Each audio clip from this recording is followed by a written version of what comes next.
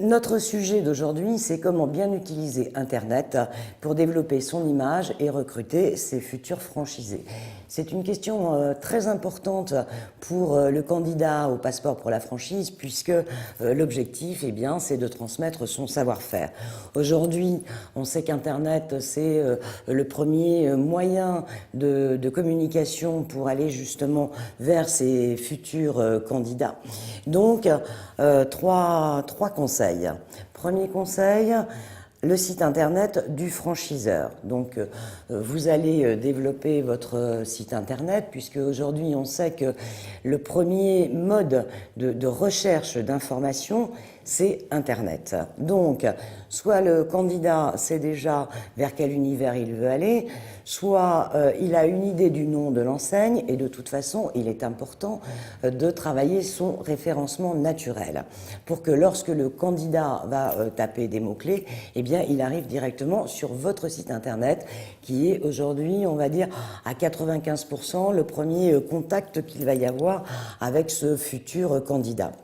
D'où l'importance d'avoir un site internet au nom de votre enseigne qui soit attractif, qui va présenter donc le concept, les produits, on va dire, un peu un site vitrine, qui va aussi donner toutes les informations sur vos produits.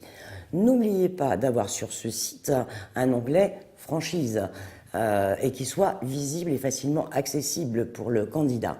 Donc cette page candidature pour le futur franchisé, pensez à ce qu'elle soit toujours à jour. Ça paraît un petit peu une évidence, mais je peux vous dire par expérience que souvent, eh bien, on oublie de mettre à jour sa page candidat à la franchise. On y met aussi les principales conditions d'accès que sont le droit d'entrée. Il ne faut pas avoir peur de mettre ce type d'informations, puisque de toute façon, si vous êtes présent sur les sites internet dédiés au recrutement, eh bien, elles seront visibles. Donc, mettez le maximum d'informations, mais de façon digeste, pour que le candidat ait rapidement une photographie de ce que vous allez lui proposer. N'oubliez pas non plus d'avoir un onglet « Télécharger la plaquette ».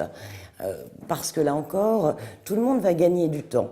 Et c'est pas la peine de vouloir absolument que le candidat vous contacte si déjà il a les premières informations, soit il est intéressé et ensuite vous entrerez en contact, soit il n'est pas intéressé et dans ce cas-là, il passe son chemin et vous ne perdez pas votre temps.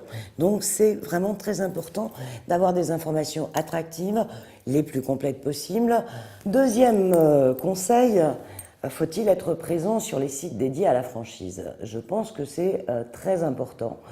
Aujourd'hui, vous avez un certain nombre de sites, dont certains d'ailleurs sont partenaires du passeport pour la franchise, l'Observatoire de la franchise, Toute la franchise, Franchise Magazine, et d'autres donc qui jouent un rôle important pour vous permettre de recruter vos candidats.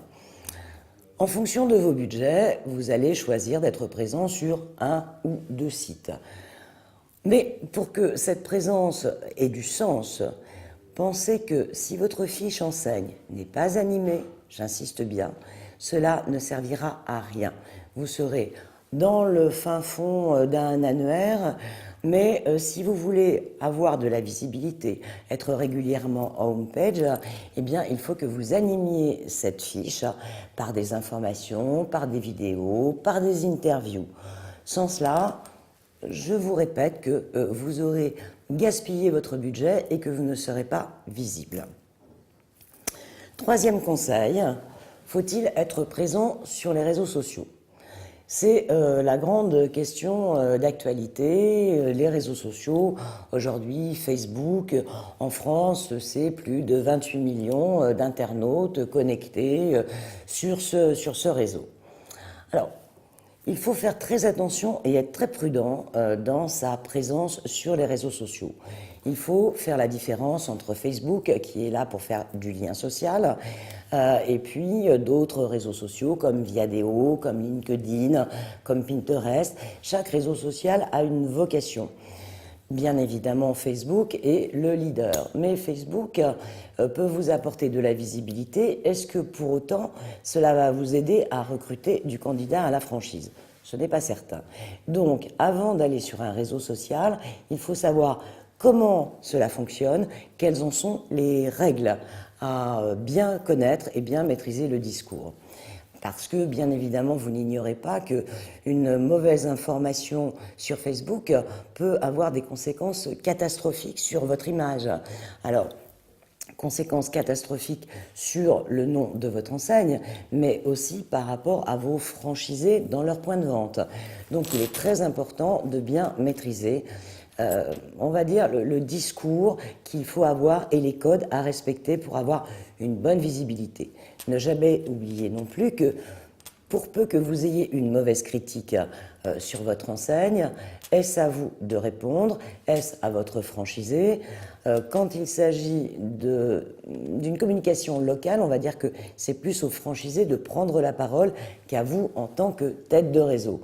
Si par contre c'est une attaque plus virulente par rapport à l'ensemble de concepts, là, bien évidemment, à vous en tant que franchiseur de réagir.